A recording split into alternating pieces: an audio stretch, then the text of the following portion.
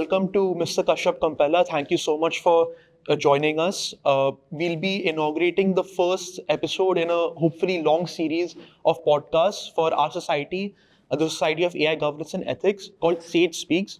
And we're particularly honored that you're joining us here today because you've also previously been a guest speaker for our society in a seminar that you held last year. And I would just like to give a brief introduction for you before we begin. Mr. Kashyap Kompella is a global AI industry analyst, author, and professor. He is the founder of RPA2AI Research, advising Fortune 500 companies, investors, and governments on AI strategy, governance, and ethics. He has co-authored multiple books and is a certified CFA and AI auditor, along with being a visiting professor at leading institutions, including here at BITSOM. So thank you once again for joining us. Now, just to kick off the interview, if we can start with a fun little segment, a rapid fire round, where we'll ask you a question. If you can just give a brief and concise thoughts on it. So my first question to you would be, what is one AI technology that you are the most optimistic about? I'm optimistic about generative AI, by the likes of, exemplified by the likes of ChatGPT, because it's in the hands of nearly 1 billion people today. And what is the one AI trend that's very overhyped right now? Again, ChatGPT, because it's in the hands of 1 billion people. I think especially law students are using it quite a bit right now. B school students as well. Your biggest concern about AI that could explode in the next 5 years? So I'm really worried that we will outsource our thinking to AI and lose our cognitive capabilities. That's what I'm worried about as an educator, as a parent. And a book that you recommend to anybody who's interested in AI or AI governance? Oh, of course, that's my book called AI for Lawyers. It's called a shameless self-plug. But if you generally want to learn about AI, there is this Wharton professor called Ethan Mollick. So he has written a book called Co-Intelligence, I think. Just check the name of the book, but it is by Ethan Mollick. So it's a very good book for you to immediately start using AI in the right manner. Right. Now, that's our rapid fire round. Thank you so much for that. We would just like to dive deeper more into your origins, your journey, how you have reached where you are today. So you've had a very unique academic and professional journey across multiple disciplines, very interdisciplinary. You have a background in engineering, business, finance, and law. So could you just give us some insight into, if at all, this multidisciplinary approach has helped your approach to AI and your view of the digital transformation of Indian business and industry? Oh, I have all of these degrees. That just means that I'm confused. But yeah, jokes apart. So AI is not just a technology or a technology system or an application. If you think about it, since you're law students, you think about it, it's a socio-technical system. So because I have background into business strategy, background in technology and finance, so we'll come to law in just a bit. I'm able to look at AI. So can it profitably serve business? A lot of media reports, you'll see that we're not seeing great success with many AI projects currently.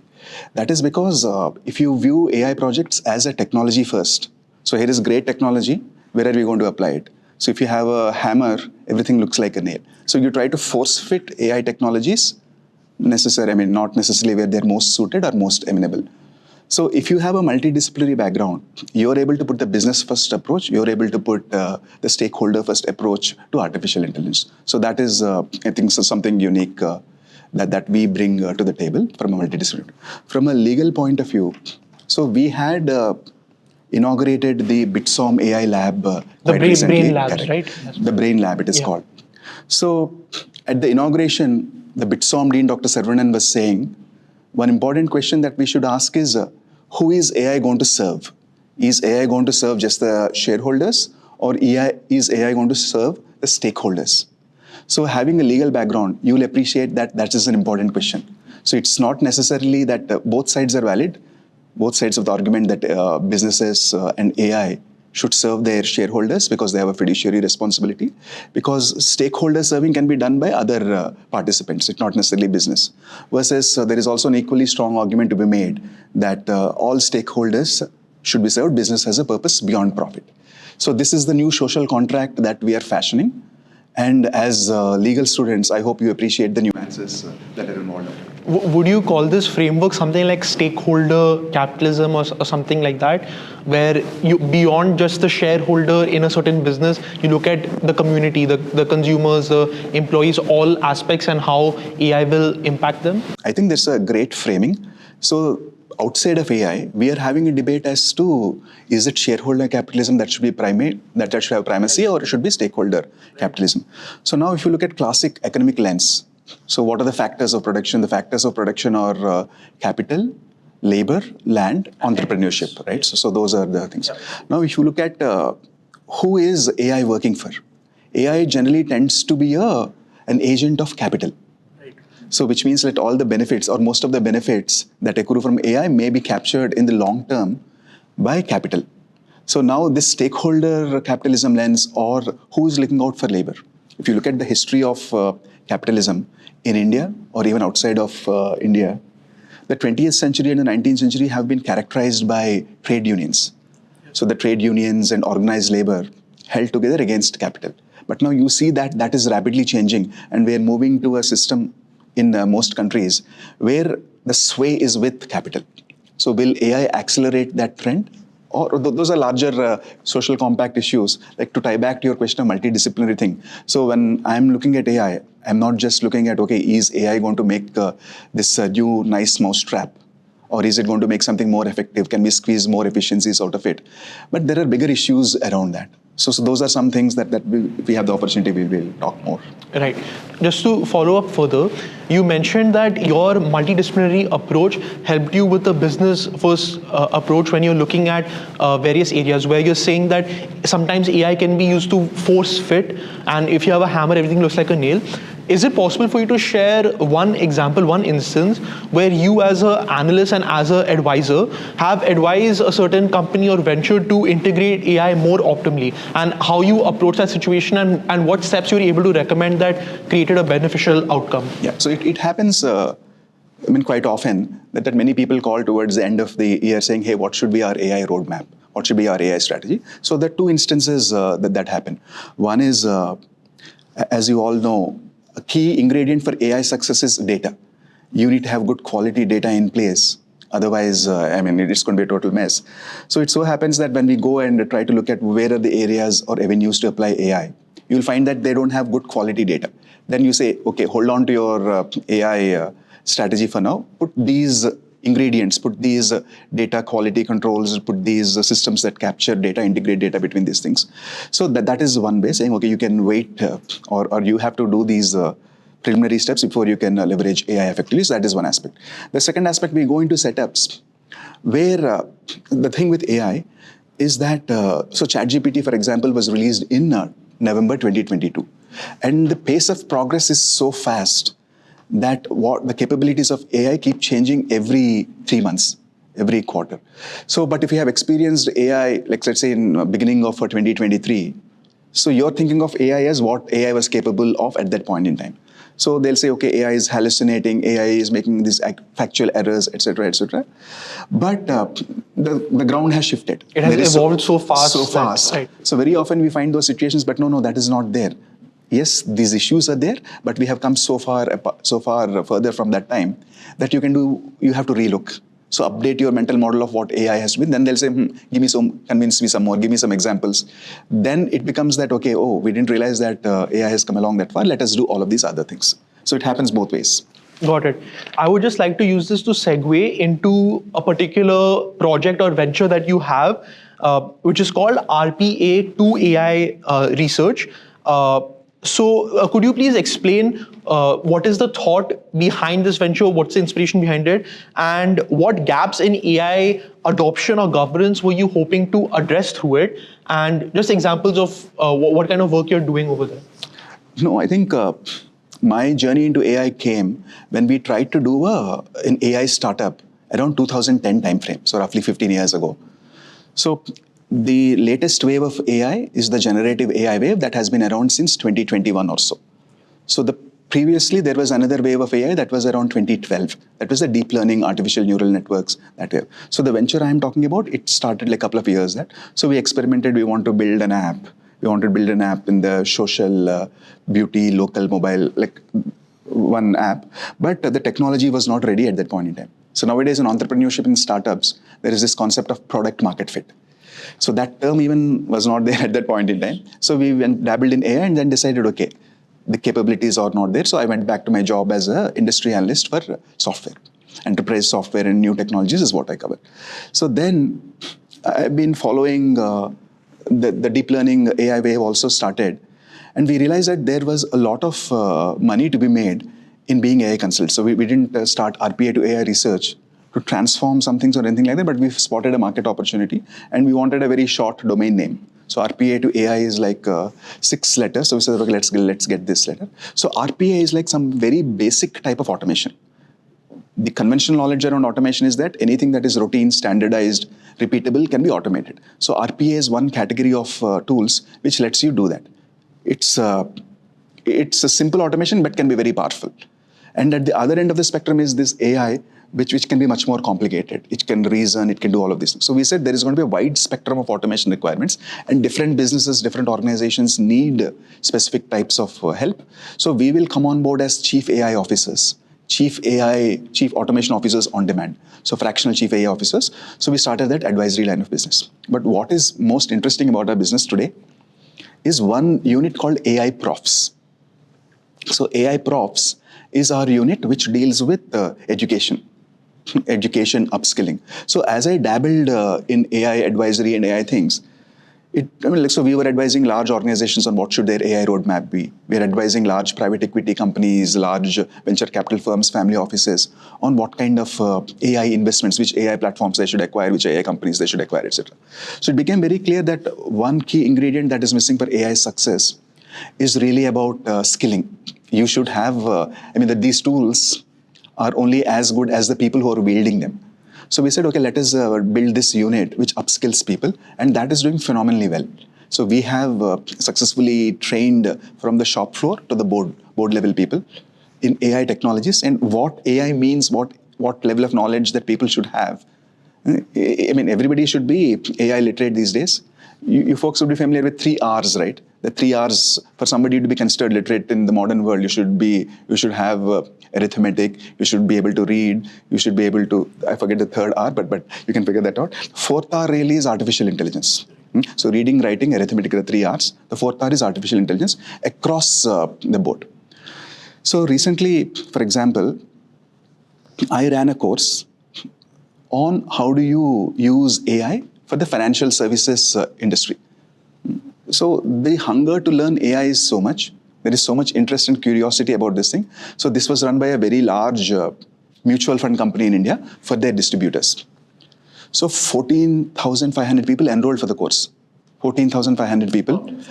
And they join every Tuesday for 2 hours to learn about AI. And the kind of questions that you get, they really humble you. They say, okay, all of this is fine, but what are the risks? Like we talk about AI ethics, AI governance, but sometimes like in these discussions about stakeholder capitalism, shareholder capitalism, we talk about that. Ultimately, I see that we are towards the capitalists and doing that. But these folks, people who are coming from different corners of India who are learning about AI for the first time, are able to immediately see, okay, AI can do this for me. But does that mean that there is going to be this downstream impact? So how do we do that? So fascinating things are happening in education about AI.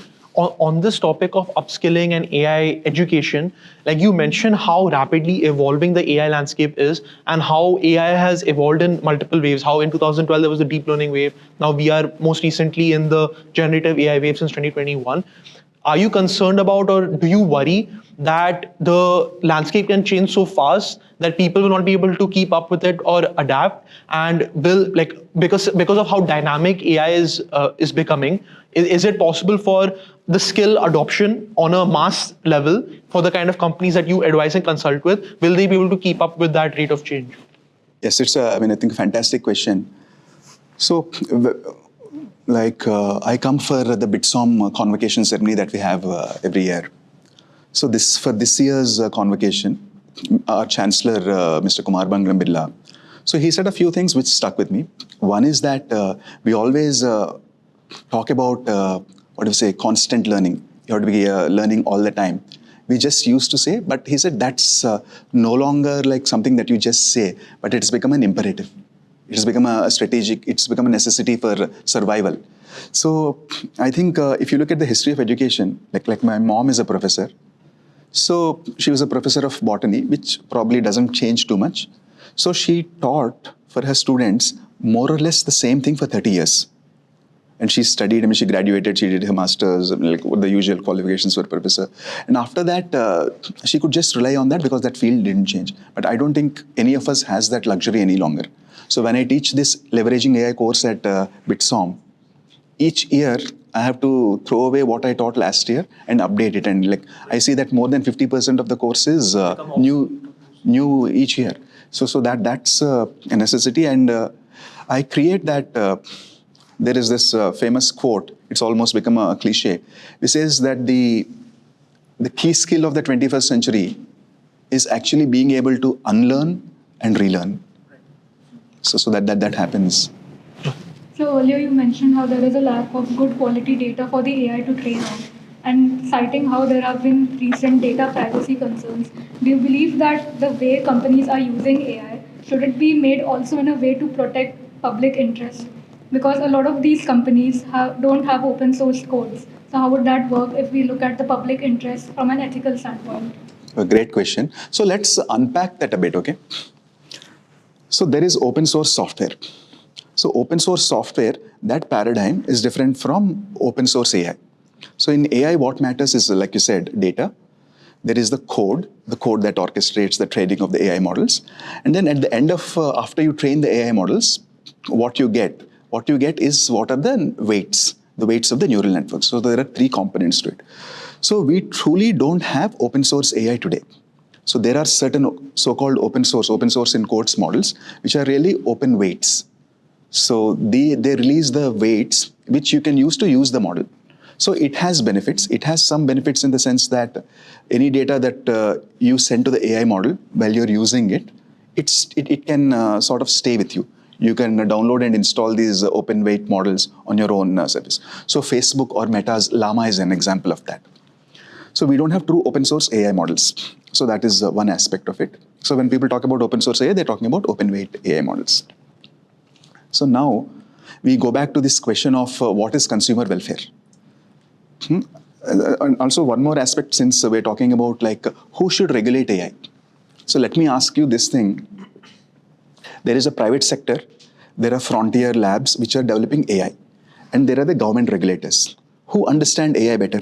The private sector will understand Private sector, it the better. frontier. Yes. So now I worry that if we ask the regulators who are not necessarily clued into the how exactly the technology works, so any governance instruments that we bring in may be blunt force instruments.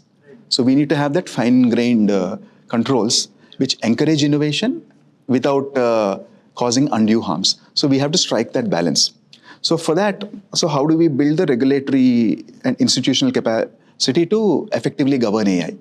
So traditionally in other industries, how does it work? People who are industry experts, they come join the regulators at some point in time, but that has its own risks. This is called regulatory capture. So all of this, these kind of things keep happening. So for example, there is I won't take names, but there is a very well-known AI company that has recently opened its office. Everybody was expecting, like I come from Bangalore, from the tech community was a little surprised that the office did not open in Bangalore, India's Silicon Valley, but it was opening closer to the government corridors in New Delhi. So I mean, these are the kind of issues that we are grappling with. So I've been looking at AI governance in different dimensions. So one aspect is when we are talking to the legal community, the danger is that we look at everything through regulatory lens. So we need to make a new law for AI.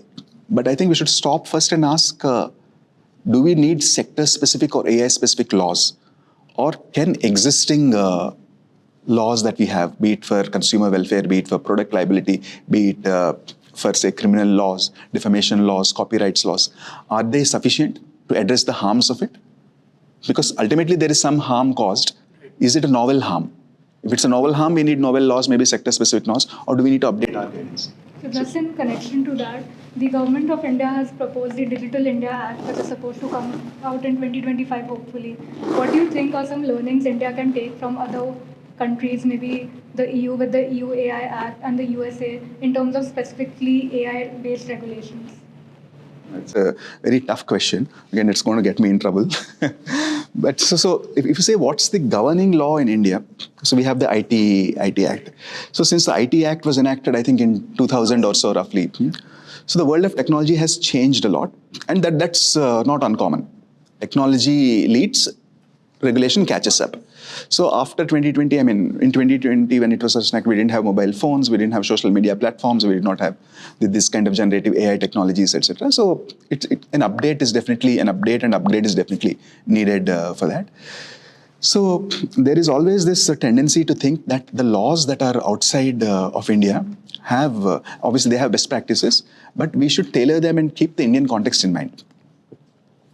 So when it comes to data privacy, we talk about, say, GDPR is the model law. But I have been a vocal critic of GDPR since a very long time. So if you look at the world of technology, Europe hasn't had a big technology winner in like maybe 40, 50 years. We struggle to think of what is that success story in technology out of Europe. I know SAP. After that, there is maybe Skype, which came out, and maybe Spotify. But really, I mean, Europe has so much talent. I look at the US AI industry. There are fascinating researchers, European researchers doing breakthrough work, but in the US. So I think excessive regulation can choke innovation. And I think that has happened with the European Union. This is my private, personal view. But excessive regulation has choked innovation in Europe. So we probably should strive. If you look at the list of unicorns, you know what are unicorns, right? Unicorns are these private companies which are before they go public, they have a valuation of $1 billion. $1 billion Before going public, yes. So if you look at the list of unicorns in the world, probably only a small percent, less than 10% of them are from Europe. So given Europe's talent, given Europe large markets, education, a very strong educational system, they should have a much higher proportion. They should at least have like 2-3 times more than that number. But these regulations are probably too restrictive. Many large frontier labs, AI frontier labs today, they're not releasing their AI models in Europe because they're afraid of the regulation and they want to sort of make. So the consumer welfare also is, according to me, suffering a little bit. I mean, this is a social contract and compact that the European residents have with their jurisdiction. But in India, we should be careful to say what best practices and elements we pick from which jurisdiction. So India so far, I think, according to me, has been doing a pretty good job when it comes to technology regulation. So we are not rushing into making a draconian regulation. At the same time, when things need to sort of be corrected, course corrected, we do that. So I'm generally happy, though this is not a popular opinion, that the kind of regulation that we have in India works. And as technology changes, we are also updating our laws. So you have mentioned a few different jurisdictions and how they regulate, whether it's Europe, India, and whatnot. Would it be possible for you to make some sort of ranking in terms of overall regulatory effectiveness of various jurisdictions? And could you also give some insight into the different trade-offs that come along with regulation? For example, you mentioned how Europe significantly stifles the growth and innovation of AI. But just to play devil's advocate, to an extent, it might be better to err on the side of safety and precaution, given that if you allow AI technology to develop to a certain extent, the genie might be out of the bottle and it might have some sort of unintended consequences and downstream effects that could be quite negative. So it comes with various trade-offs. Like Europe might be losing on the race to AI and that growth rate, but it might also be a good approach to err on that side. So just briefly, if you could give a sort of ranking with like overall factors of all the jurisdictions that are notable for this, and if you could just give some insight onto different aspects, like on the trade-offs of each. Perfect. That's a great question. So I won't rank, but I'll characterize the approaches of different jurisdictions.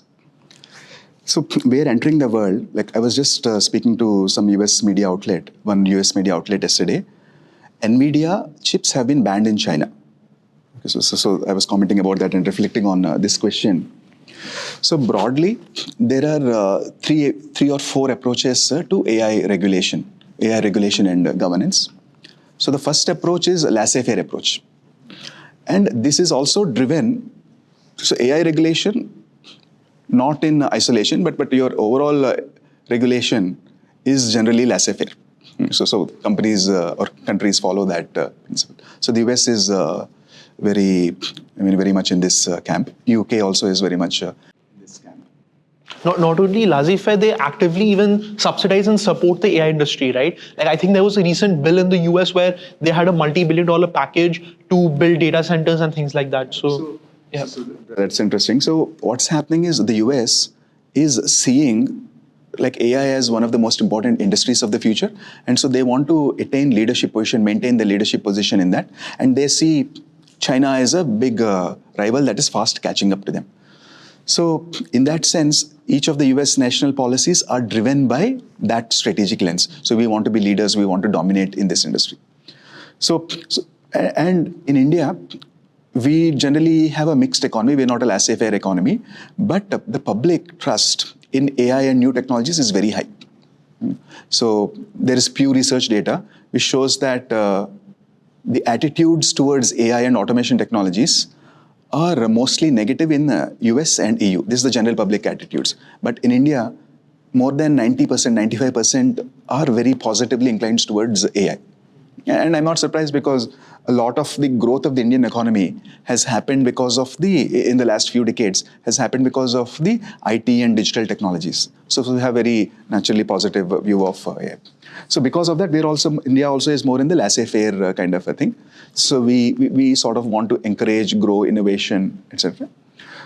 So that's the Europe approach we already talked. Like GDPR is what the philosophy behind GDPR continues into the EU AI Act. So interestingly, small digression.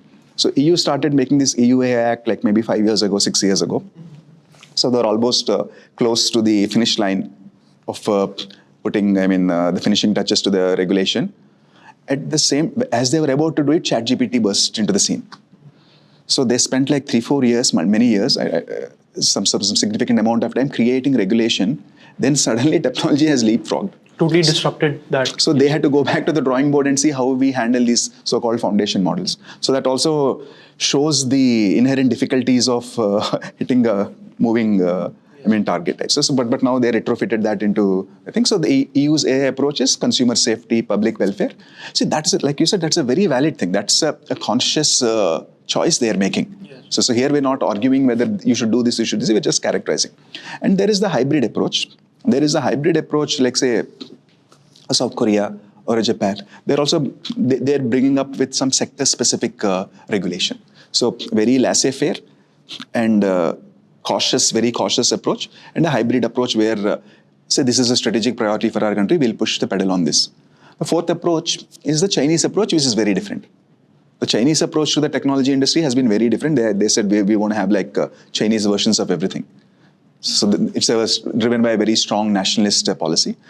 And in China, it's not easy for Western technology companies or Indian technology companies to launch their own models. And it's not easy even for the Chinese companies themselves, because if you want to release a large language model, you need to take a permission.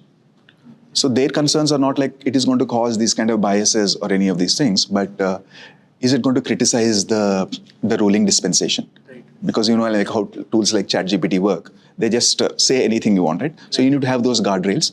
So you need to get approval and test that those guardrails in place, that it is not saying anything that violates the party, the CCP norms, etc. So you broadly have these spectrum of governance approaches to AI regulation. So we should separate regulation from policy. So national industrial policy is to encourage innovation, growth, and things like that. Regulation is like how do we contain the harms that are coming out of this. They're linked, but these are two different pieces. So just to conclude, I would like to ask if there is one piece of advice that you would like to give students of AI or law or any sort of policy or professionals who are currently working in these fields, how to scale up their career, and what would that be? Oh, perfect. That's a great question to end on. So have you heard of this thing called T-shaped professionals? T-shaped professional. It has both depth and breadth, right? Yeah, Is that yeah. the- yeah. So in general, when we look at careers, like traditionally MBAs, think of as the horizontal bar, generalists in a lot of skills. Okay, or if you take like say engineering professionals, Hyper their depth specialized. first in a specific field. But going forward, lawyers or any other professionals, we need T-shaped professionals. You need to have that. This breadth as well as depth. So if you're a governance professional, maybe that depth is coming from AI governance regulation policy. Or if you're a specialist in another areas, you will have like some level of familiarity of topics and challenges in AI regulation. For example, we have copyright laws, right? So I'm going to take like in a slightly longer discussion to illustrate the richness of this debate.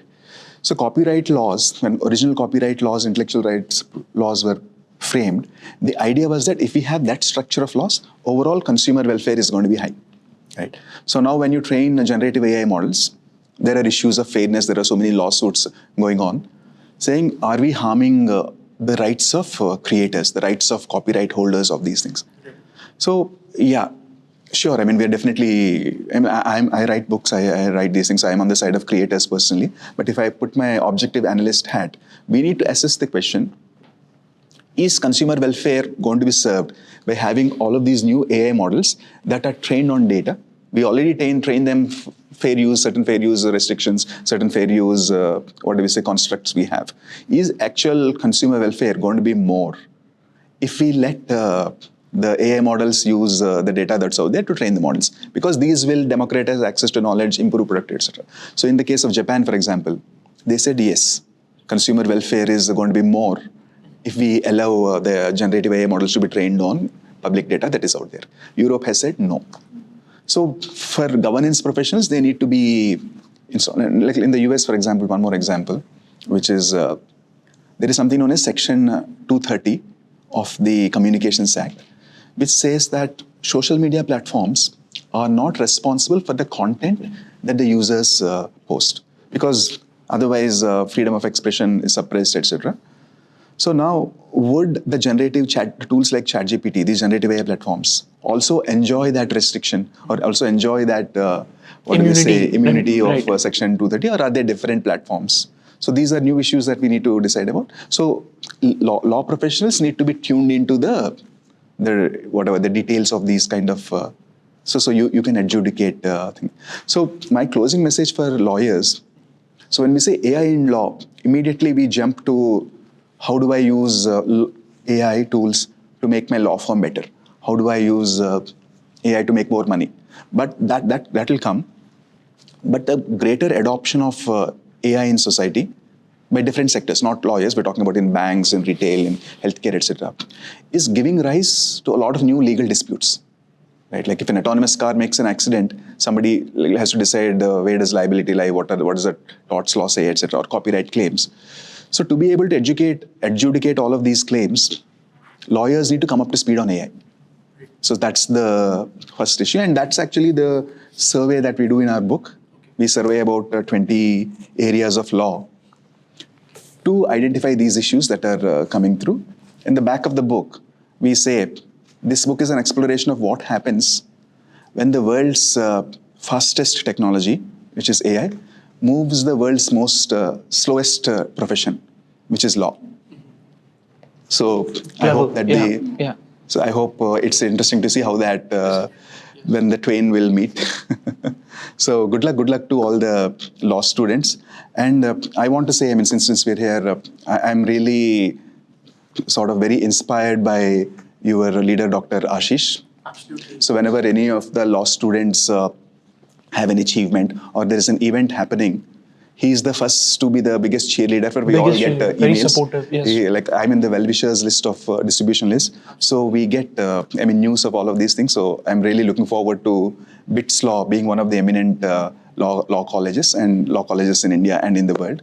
I was also very fortunate to meet Justice Uday Lalit. Yes. And I'm jealous that all of you are getting to learn from him, such eminent people. So wish you all the best. Thank you so much for your kind words, and thank you so much for sharing your time with us today, Mr. Kashyap Kompella. And we really enjoyed this very enlightening conversation. Thank you. Thank you so much. My pleasure.